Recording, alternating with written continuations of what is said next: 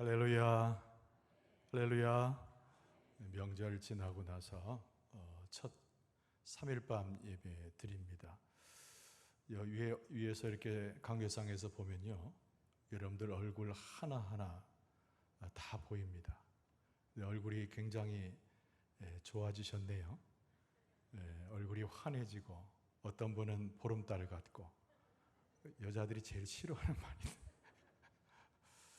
남자들은 좀 힘이 있어 보여서 역시 가장 역할, 또 교회 중심된 역할을 잘 감당하는 그런 소망을 갖게 합니다. 무엇보다도 우리의 영혼이 새로워지는 것이 중요하죠. 감사의 계절을 지내면서 우리가 하나님 앞에 우리의 영혼이 잘 되고 영혼이 소생되고 영혼이 하나님 앞에 가는 것이 최고의 축복인데, 이러면 육신적으로만 즐거웠을 뿐만 아니라 우리가 영으로도 하나님 앞에 감사하면서 즐거웠던 그런 주님의 명절을 지내신 줄로 믿습니다. 우리 옆에 분하고 서로 보면서 한번 인사합시다. 보통 우리가 사랑합니다, 축복합니다 그러잖아요. 그 앞에다 한마디 붙이세요. 얼굴 참 좋아지셨네요. 사랑합니다, 축복합니다. 같이 인사 나눕시다. 얼굴이 참 좋아지셨네요. 사랑합니다, 축복합니다. 아니, 좋아서 웃는 겁니까? 부끄러워서 웃는 건가요? 우리가 서로 주 안에서 인사 나누면 이렇게 기쁘고 마음이 흐뭇해집니다. 주 안에서 행복한 사람이 어떤 사람인가? 지혜로운 사람이에요. 주 안에서 행복을 추구하는 사람이 누구인가? 하나님의 자녀들이에요. 오늘 성경 말씀에 딱 어울리는 우리를 향한 하나님의 표현이 아닌가라는 생각을 해봅니다. 오늘 시편 14편인데요. 의인의 세대에 계시는 하나님이란 제목으로 우리가 기쁜 마음을 갖고 이 말씀을 함께 대하기를 원합니다. 제가 여러분들을 지혜롭다고 이야기했어요. 근데 그 반대로 어리석은 자들이 있습니다. 쉽게 말하면 세상에 속한 자들일 수 있고 세상의 생각으로 살아가는 사람들이죠. 근데 오늘 본문의 말씀은 직접적으로 어리석은 자라고 하는 표현을 쓰면서 하나님으로부터 멀어진 일군의 사람들을 그렇게 지칭하고 있습니다. 근데 이들이 이구동성으로 하는 얘기가 있다는 거예요. 오늘 본문의 말씀에 그대로 나오죠. 다른 것이 아닌 하나님은 없다, 이렇게 이야기를 합니다. 이 말을 바꾸면 이 세상을 살아가면서 하나님의 계심과 그의 역사를 모르는 자는 절대 지혜로울 수 없고 어리석은 자다, 이렇게 성경은 정의하고 있는 것이죠. 그들의 마음은 심히 부패했다고 적어져 있습니다. 가증한 일을 행하고요, 하나님께서 찾아보셔도 선을 행하는 자가 아무도 없다는 거예요. 이 어리석은 자의 특징입니다. 오늘 본문의 말씀에 시편 기자는 가감없이 아주 적극적으로, 그러면서 원색적으로 오늘 본문의 말씀을 쓰고 있어요. 우리도 한번 이 말씀을 보면서 우리가 아주 솔직하게, 그래서 말씀에 귀를 기울이면서 우리의 모습은 어떤 모습인가를 깊이 관찰하는 우리의 모습이 되기를 원합니다. 어리석은 자라고 성경에 나와 있습니다마는 시편 기자의 명백한 이 표현처럼 어리석은 자라고 언급되어 있습니다마는 우리는 쉬운 말로 이렇게 이야기할 수 있죠. 바보다라는 거예요. 바보다. 여러분, 가만히 생각해 보면 하나님을 믿는 것보다 믿지 않는 일이 훨씬 어려운 일입니다. 하나님을 믿지 않고 생활하는 것은 고단한 짐을 그대로 지고 가는 것이고, 하나님을 신뢰하지 않는 것은 이 세상 속에서 아우성치고 발버둥 치다가 고통의 심연에 빠지는 것이기 때문에 하나님을 믿어서 평안을 누리고 축복을 누리는 것보다 하나님을 믿지 않고 죄악 속에 있는 것은 훨씬 어려운 것입니다. 근데 그것을 선택하는 자를 방금 제가 뭐라고 표현했다고요? 바보라고 표현했죠. 옳은 것을 선택하지 못하고 상황을 분별하지 못하고 자기의 삶을 자꾸 어리석은 자의 편에 두는 것은 바보가 아니겠는가라는 생각에서 제가 바보라고 하는 칭호를 사용하게 됩니다. 근데 이들이 공통적으로 뭐라고 말했다고요? 하나님은 없다라고 이야기한다는 거예요. 여러분, 우리가 명절 때 과일을 많이 먹었을 거예요. 근데 배나 사과나 포도나 과일을 먹으면서 어떤 생각을 했습니까? 이것이 누구가 수확한 것인가? 당연히 농부가 수확한 것이죠.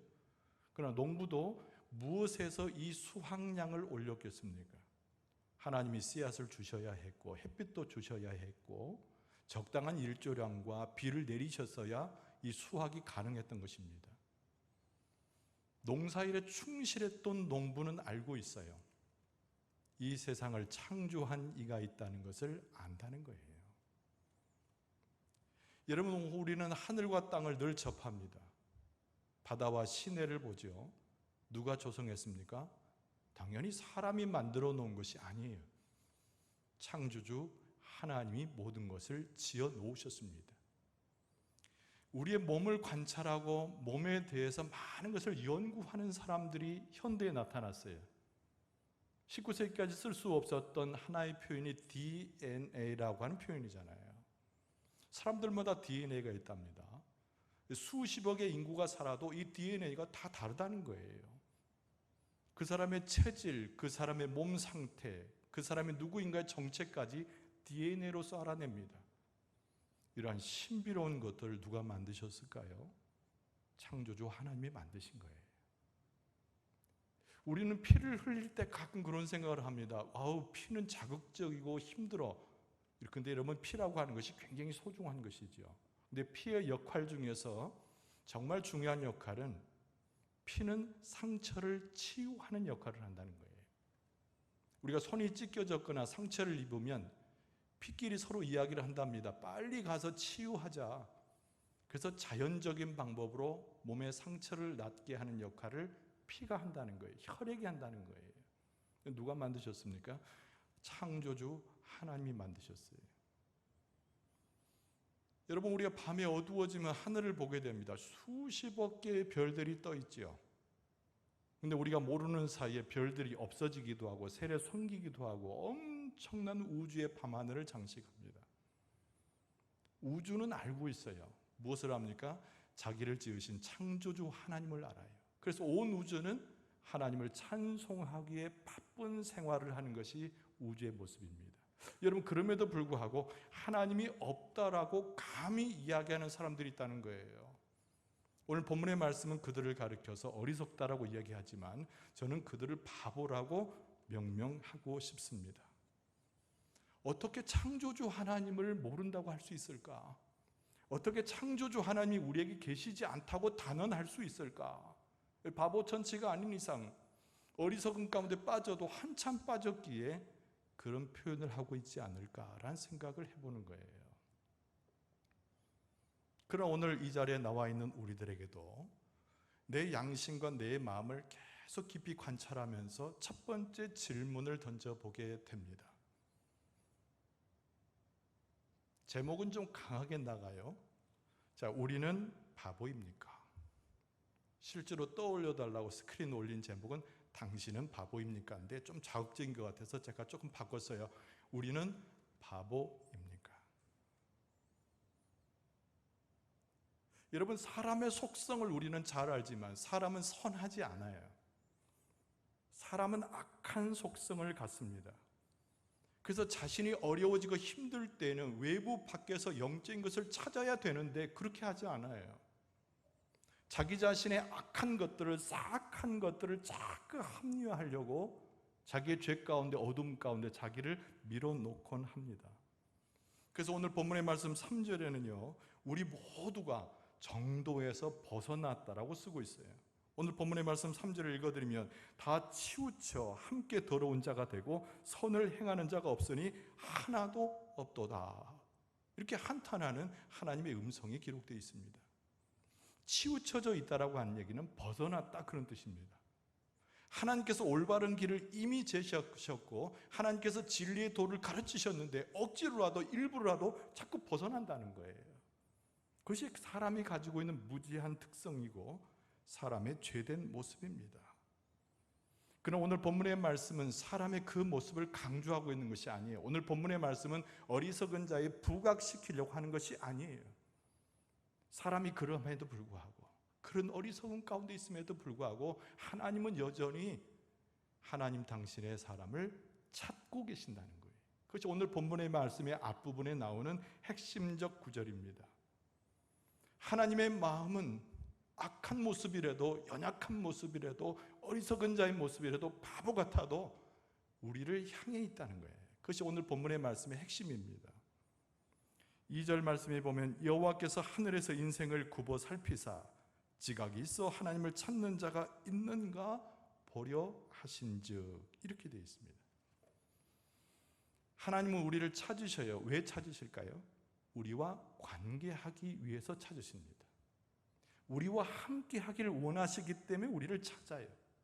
우리의 삶에 동행하시어서 우리의 삶 자체가 생명 있게 하고 우리의 삶 자체가 하나님의 뜻 가운데 이루어지길 원하셔서 자꾸 우리를 찾는 거예요.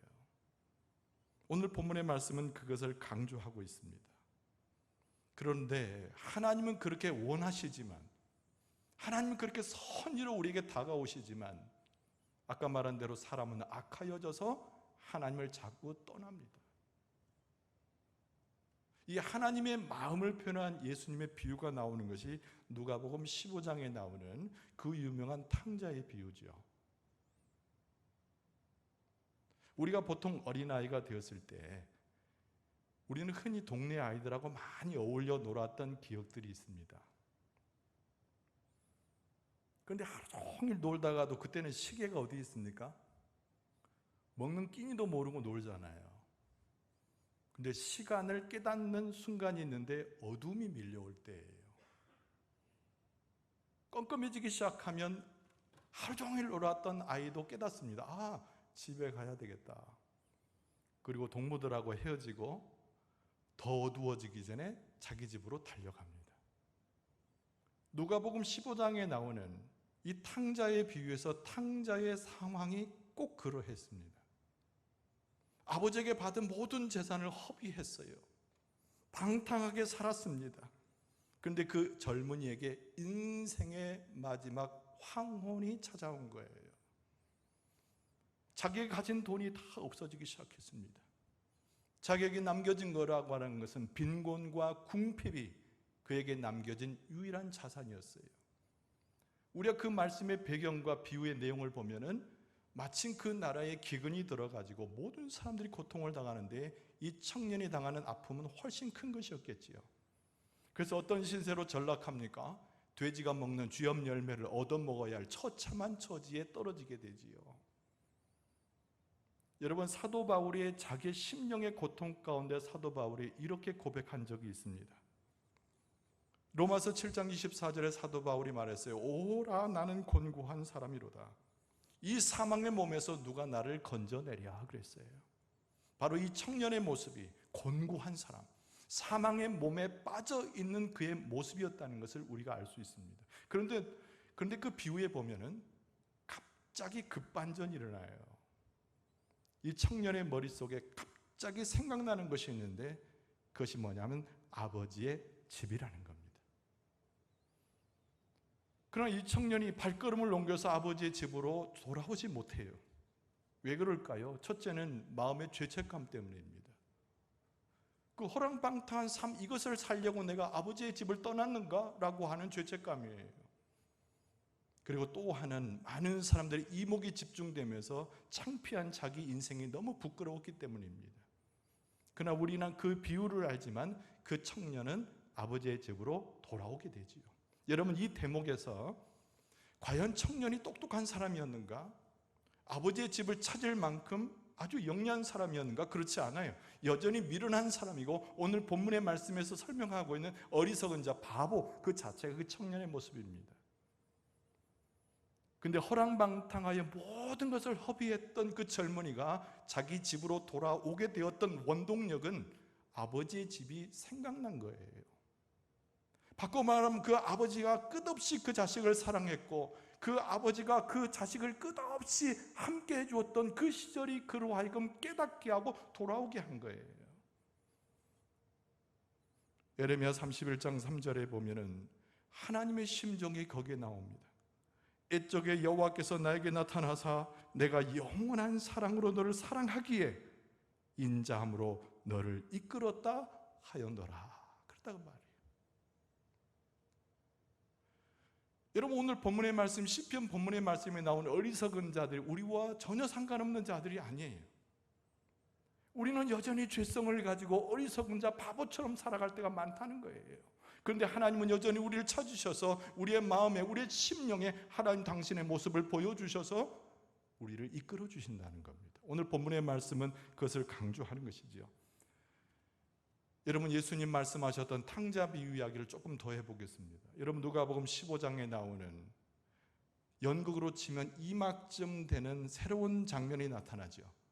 그것이 뭐냐면 그 아버지가 아들을 껴안고 그 아들이 집으로 온전히 귀환하는 그 장면이에요. 아버지가 너무 기뻐합니다. 그 아들의 생각과는 너무나 다르게 아들로 다시 복적시키고 그 아들을 환영해 주어요. 그리고 아버지가 이렇게 이야기합니다. 우리가 먹고 즐기자. 이 내 아들은 죽었다가 다시 살아났으며 내가 잃었다가 다시 얻었노라. 이렇게 선언하면서 이 아들을 과거의 그 금쪽 같은 아들의 자리로 다시 올려줍니다. 여러분, 이사야 선지자가 이사야 55장 7절에 하나님의 그 역사를 이렇게 노래했어요. 악인은 그의 길을, 불의한 자는 그의 생각을 버리고 여호와께로 돌아오라. 그리하면 그가 긍휼히 여기시리라. 우리 하나님께로 돌아오라. 그가 너그럽게 용서하시리라. 할렐루야. 오늘 본문의 말씀에서 강조되고 있는 것은 어리석은 자가 주인공이 아니에요. 이들의 패역함을 알리고자 하는 신문고 같은 역할을 하는 것이 오늘 본문의 말씀이 아니에요. 오늘 본문의 말씀의 핵심은 그 어리석은 자임에도 불구하고, 우리가 다 바보같이 행함에도 불구하고 여전히 기다려 주셔서 우리를 복권시키고 우리에게 생명을 주시고자 하는 그 하나님의 역사와 그 심정이 강조되고 있는 거죠. 그래서 이사야 49장에 보면은 우리를 되살리기 위해서 생명의 역사를 허락하시는 하나님의 역사를 성령께서 하신 말씀이 나옵니다. 여인이 어찌 그 젖먹는 자식을 잊겠으며 자기 태에서 난 아들을 긍휼히 여기지 않겠느냐. 그들은 혹시 잊을지라도, 그 여인들은 그 혹시 잊을지라도 나는 너를 잊지 아니할 것이라. 그렇게 나와요. 성령께서 성신이 생각하는 하나님의 심정은 죄인된 몸이었으나 하나님께 돌아오라고 하는 하나님의 음성과 더불어서 이런 마음을 표현하신다는 거죠. 여러분, 오늘 본문의 말씀은 무엇을 강조하고 있다고요? 우리 인간의 모습이라고 하는 것은 너나 나 할 것이 바보 같은 어리석은 자라는 거예요. 자꾸 우리는 죄된 심령 가운데서 우리는 매번마다 세상의 욕정을 따라 살아가는 존재라는 겁니다.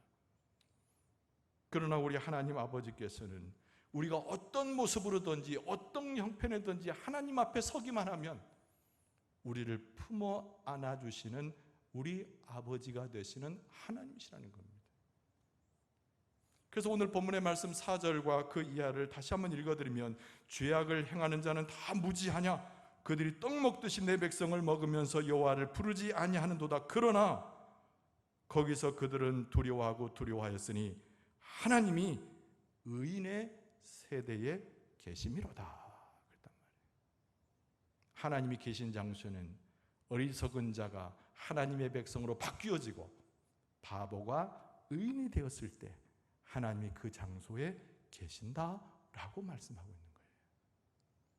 자, 두 번째 질문을 오늘 본문의 말씀을 통해서 우리 자신에게 해보는 거예요. 그 두 번째 질문이 뭔고 하니, 도대체 당신은 하나님을 찾는 자입니까? 라고 하는 질문을 던져보는 거죠. 이제 바보가 아니라 우리는 지혜로운 자로 하나님의 마음을 알았으니 이제는 우리가 정말 하나님이 찾고 찾는 하나님의 백성으로서 하나님을 진정 찾아서 나서는 자인가, 내 심령을 돌아보라는 얘기입니다. 오늘 5절 하반절에 보니까 아까 읽어드린 대로 하나님이 의인의 세대에 계심이로다, 이 말씀이 나와요. 하나님은 누구를 찾으시냐면 의를 행하는 사람을 찾아요.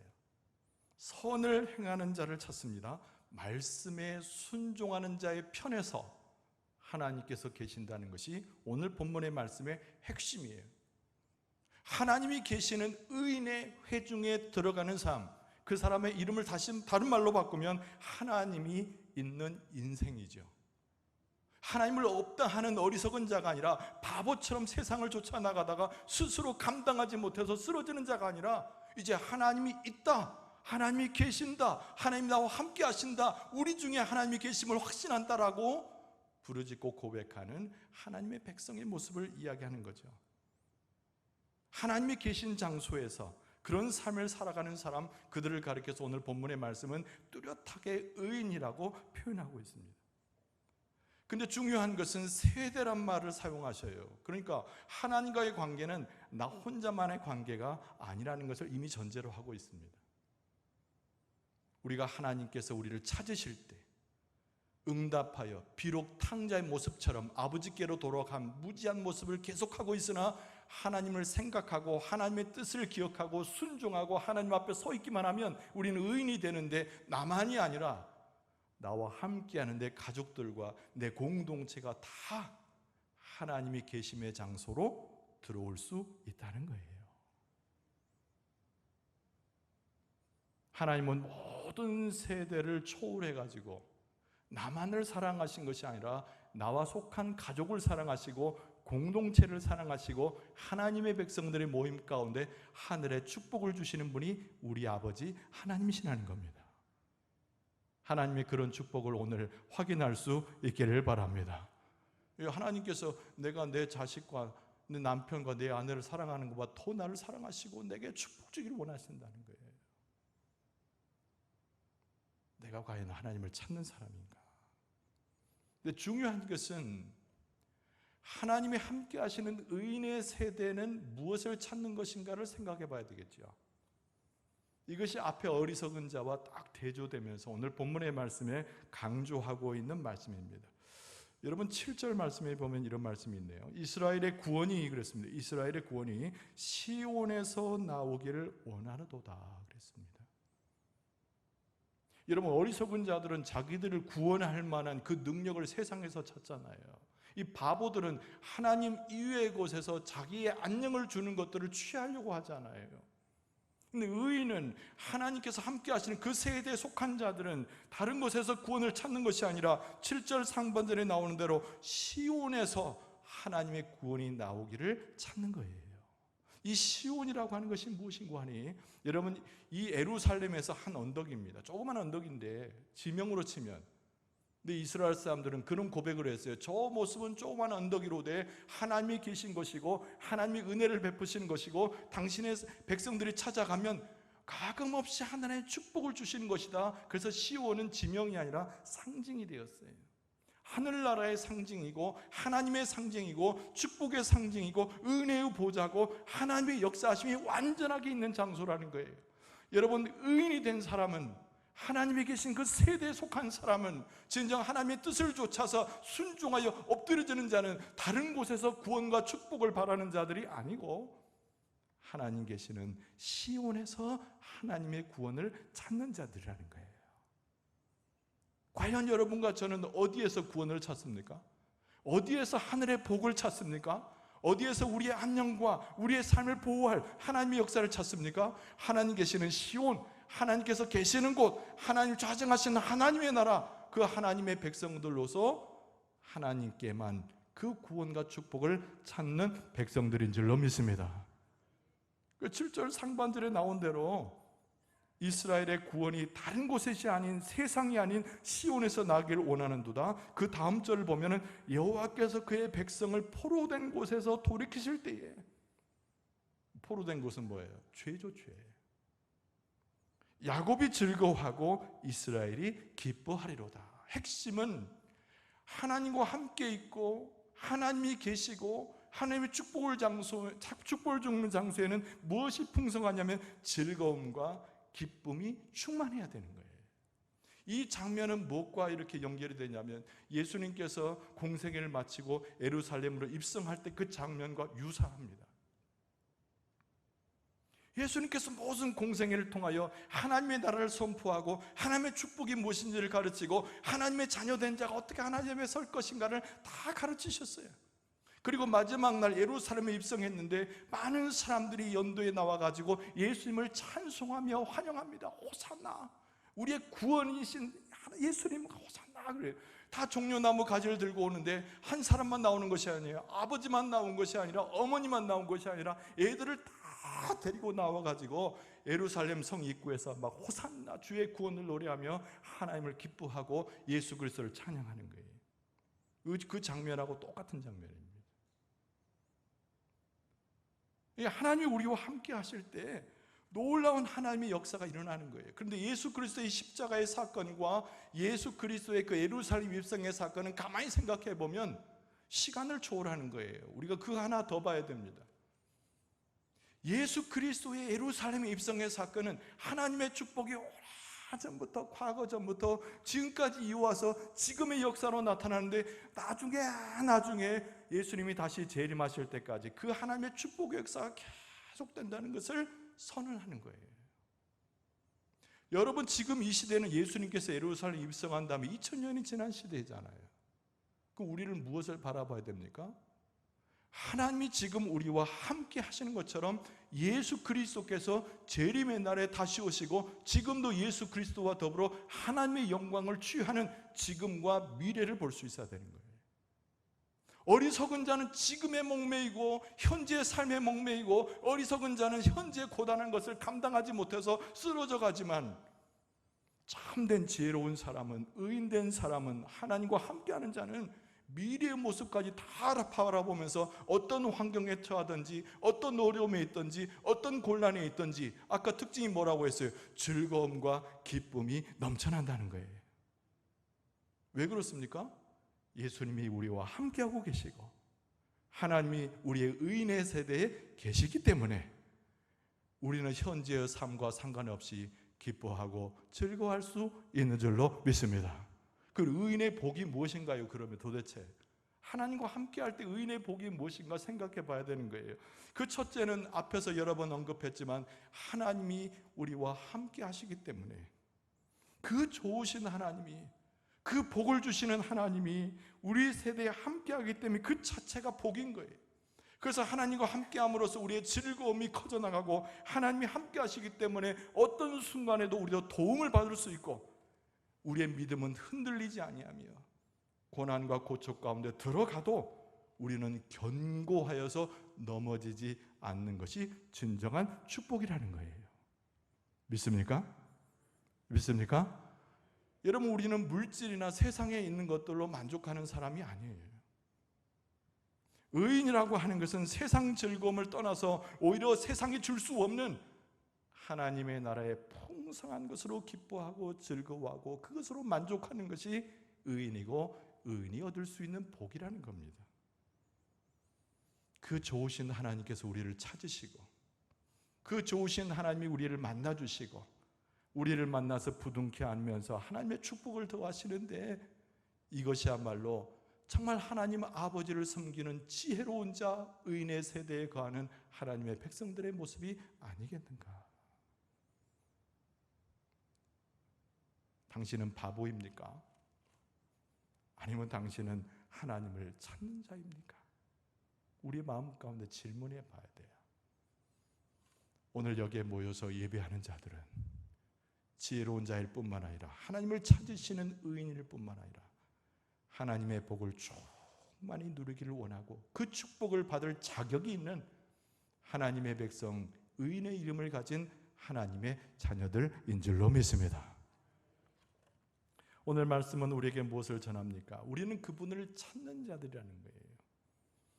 또 찾는 그분 안에서 기뻐하는 자들이라는 겁니다. 무엇보다 하나님 안에서 의인된 세대를 이루는 자들, 그것이 우리의 이름이라는 거예요. 의인의 세대, 이것이 우리의 이름이 되어서 하나님의 축복을 경험하고 하나님을 잘 이해하고 하나님께서 허락하시는 은혜와 긍휼과 자비와 복된 길로 나가는 여러분과 저의 모습 될 수 있기를 주의 이름으로 축원합니다. 기도하겠습니다. 아버지 하나님, 세상 욕심에 이끌려 하나님을 부정하는 바보가 되지 않기를 원합니다. 하나님이 찾으시고 부르시는 하나님의 백성으로서 하나님 주신 의인의 복으로 살아가게 하여 주시옵소서. 예수님의 이름으로 간절히 기도하옵나이다.